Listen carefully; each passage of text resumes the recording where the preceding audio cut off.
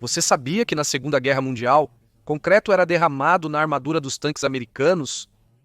A Segunda Guerra Mundial foi um conflito muito intenso, onde o rápido avanço tecnológico causava a obsolescência do equipamento militar. Dia após dia surgiam novas armas que tornavam outras armas obsoletas.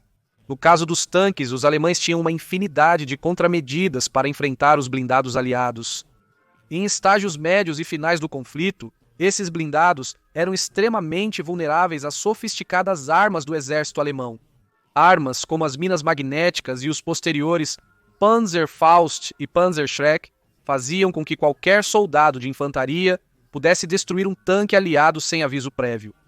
Por essa razão, as tripulações dos tanques M4 Sherman, de maneira muito criativa, tentavam melhorar a proteção de seus tanques com o que tivessem à disposição, para assim dar uma camada extra de proteção aos seus tanques e assim poder evitar as armas antitanque alemãs. Uma das muitas estratégias que os norte-americanos usavam era despejar concreto sobre seus tanques. O concreto era mais frequentemente despejado na parte frontal da armadura, onde era mais comum receber projéteis, embora às vezes fosse despejado nas laterais do tanque também.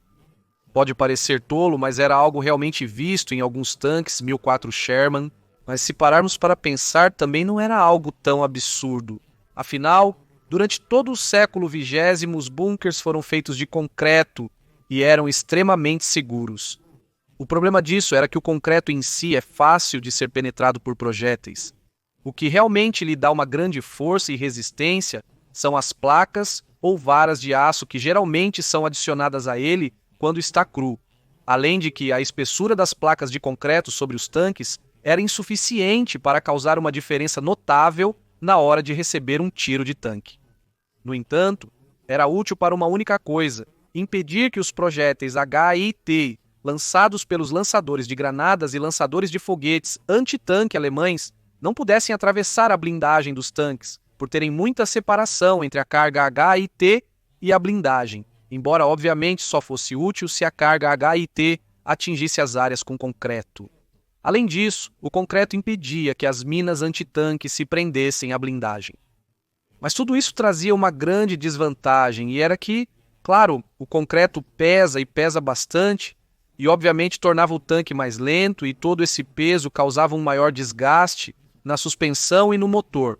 Na minha opinião, o concreto era definitivamente contraproducente nos tanques. Mas talvez, psicologicamente, para as tripulações fosse benéfico, já que os fazia sentir mais protegidos. Os norte-americanos não usaram concreto na blindagem apenas para fins defensivos. Você verá algo curioso nos tanques americanos da Segunda Guerra Mundial. É que eles carregavam esteiras de reposição penduradas na parte frontal do tanque.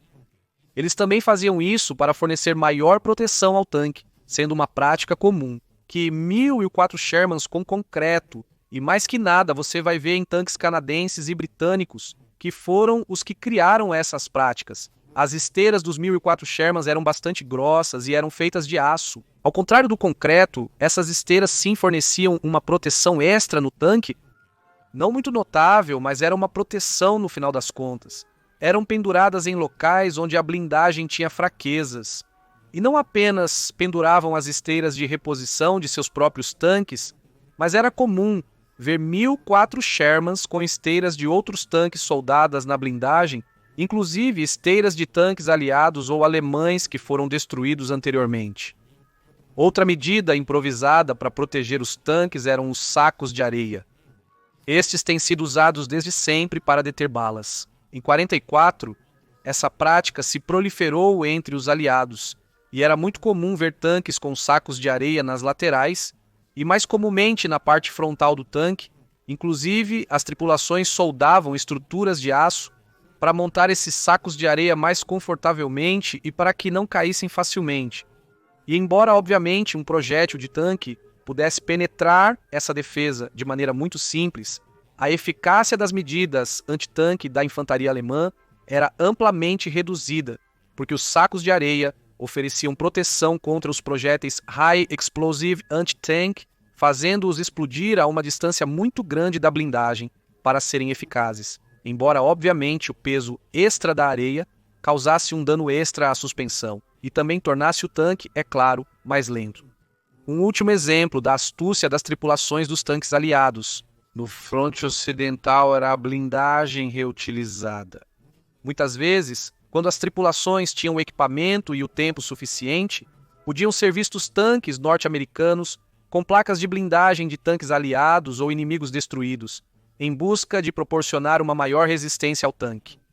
Ao contrário de todos os métodos que vimos anteriormente, esta prática realmente proporcionava um aumento considerável na proteção do tanque, às vezes dobrando a proteção ao ter uma dupla placa de blindagem.